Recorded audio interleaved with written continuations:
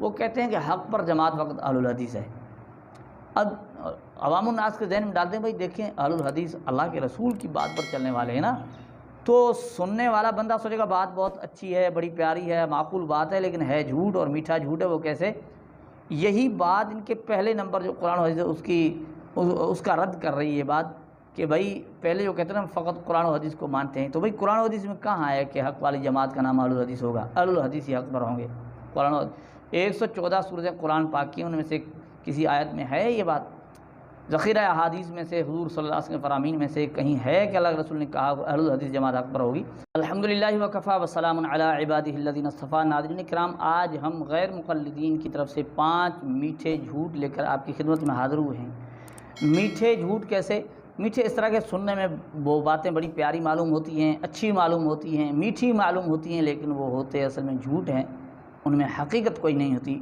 Number 1 بات یہ کہ غیر مقلدین کہتے ہیں کہ ہم صرف قرآن و حدیث مانتے ہیں، اس کے علاوہ کوئی تیسری چیز نہیں مانتے۔ یہ چیز جا بجا بہت ساری جگہ آپ نے سنی ہوگی، بہت بار انہوں نے کہی ہے کہ بھی قرآن و حدیث کے علاوہ ہم کسی تیسری چیز کو ماننے کے لیے تیار نہیں، کیونکہ آسمان سے یہی 2 چیزیں نازل ہوئی ہیں جو اللہ نے نازل کی ہیں، ہم ان کو مانتے ہیں۔ لیکن یہ بات بالکل جھوٹ ہے، کیونکہ غیر مقلدین سے جب ہم مسائل پوچھتے ہیں کہ بھئی فلاں فلاں مسئلہ ہمیں سناؤ، کیونکہ آپ قرآن و حدیث کو مانتے ہو، قرآن و حدیث کے علاوہ کوئی اور چیز مانتے نہیں ہو، قبول نہیں کرتے ہو، تو لہذا ہمیں جواب بھی فقط قرآن و حدیث سے دینا۔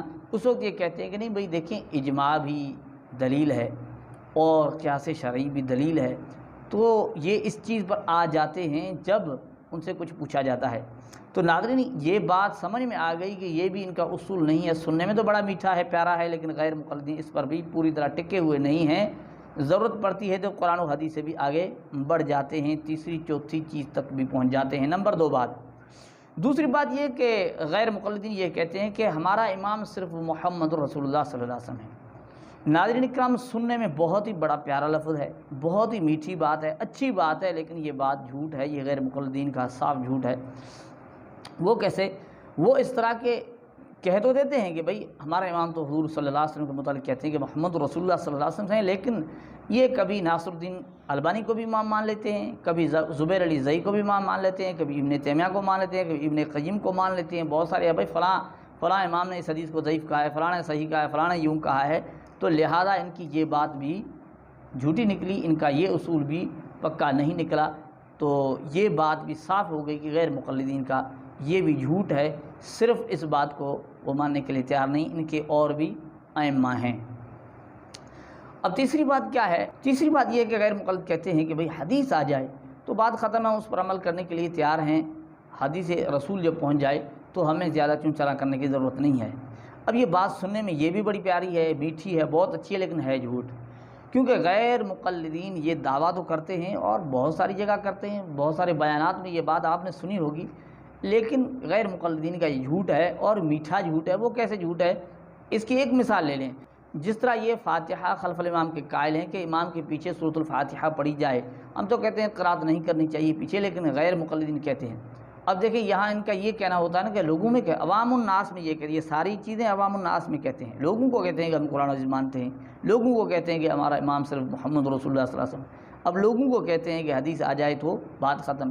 اب عام بندہ جب یہ چیزیں سنتا ہے تو کہتا ہے بھائی بات تو بہت اچھی ہے اور یہ بالکل صحیح بات کہہ رہے ہیں، عوام الناس کے ذہن میں یہ چیز آتی ہے۔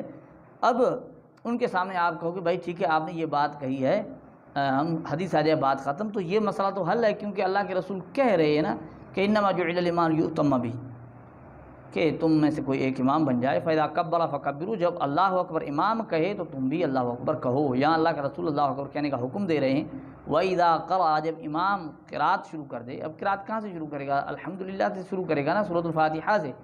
اب جب امام قرات شروع کرے، سورۃ الفاتحہ پڑھنا شروع کرے، فَأَنصِتُوا، اللہ کے رسول کہہ رہے ہیں تم خاموش رہو۔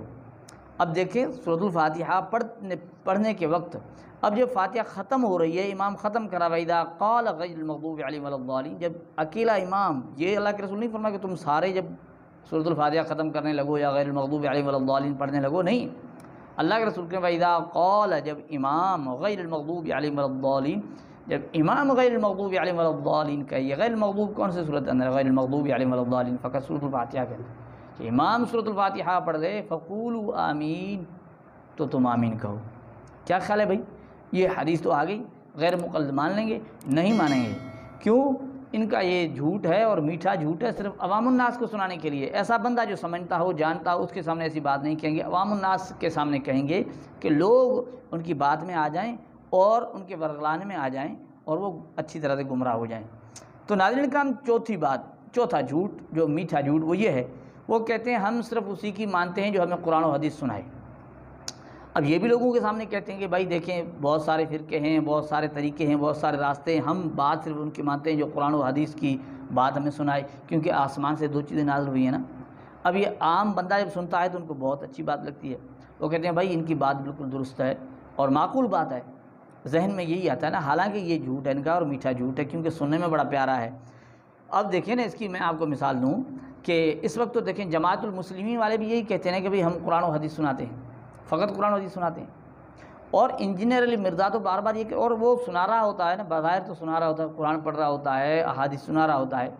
اب جاوید احمد گاندھی دیکھ لیں، بہت سارے ایسے طبقے ہیں اور افراد ہیں جو قرآن و حدیث کا نام لیتے ہیں، لیکن غیر مقلدین سے پوچھو کہ ان کی بات نہیں سننا۔ کیوں کہتے ہیں یہ اسلاف کے فہم کے خلاف ہیں۔ بھائی یہی بات تو ہم کہہ رہے ہوتے تھے نا پہلے کہ بھئی قرآن و حدیث کو اپنی طرح سے نہ سمجھو، تم لوگوں کو کہتے نہیں یہ تم سے قرآن و حدیث کو تم کو روکتے ہیں، تمہیں قرآن و حدیث سے روکتے ہیں، یہ تمہیں گمراہ کرنے کی کوشش کرتے ہیں، ہم تو تمہیں قرآن و حدیث بتانے والے ہیں۔ یہی بات ہے نا، تو آگے نا وہ بات کہ غیر مقلد اپنے اصول پر نہیں ٹھہرے، ان کی یہ بات بھی جھوٹی نکلی اور ان کا یہ میٹھا جھوٹ ثابت ہوا۔ اب 5واں میٹھا جھوٹ وہ یہ ہے، وہ کہتے ہیں کہ حق پر جماعت وقت اہل الحدیث ہے۔ اب عوام الناس کے ذہن میں ڈالتے ہیں بھائی دیکھیں اہل الحدیث اللہ کے رسول کی بات پر چلنے والے ہیں نا، تو سننے والا بندہ سوچے گا بات بہت اچھی ہے، بڑی پیاری ہے، معقول بات ہے، لیکن ہے جھوٹ اور میٹھا جھوٹ ہے۔ وہ کیسے؟ یہی بات ان کے پہلے نمبر جو قرآن و حدیث ہے اس کا رد کر رہی ہے بات کہ بھائی پہلے جو کہتے ہیں نا فقط قرآن و حدیث کو مانتے ہیں، تو بھئی قرآن و حدیث میں کہاں ہے کہ حق والی جماعت کا نام اہل الحدیث ہوگا؟ اہل الحدیث ہی حق پر ہوں گے۔ قرآن 114 سورتیں قرآن پاک کی، ان میں سے کسی آیت میں ہے یہ بات؟ ذخیرہ احادیث میں سے حضور صلی اللہ علیہ وسلم کے فرامین میں سے کہیں ہے کہ اللہ کے رسول نے کہا اہل الحدیث جماعت حق پر ہوگی؟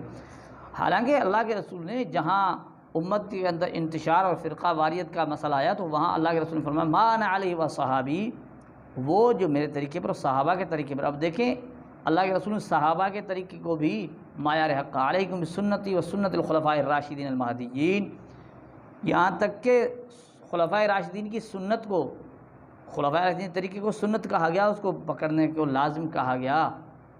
تو یہ بات بھی غیر مقلدین کی جھوٹ نکلی کہ بھئی حق پر اہل الحدیث جماعت ہے، یہ بات بھی جھوٹ نکلی، اور یہ ان کا میٹھا جھوٹ نکلا، یہ آپ نے سنا، یہ غیر مقلدین کے میٹھے جھوٹ ہیں۔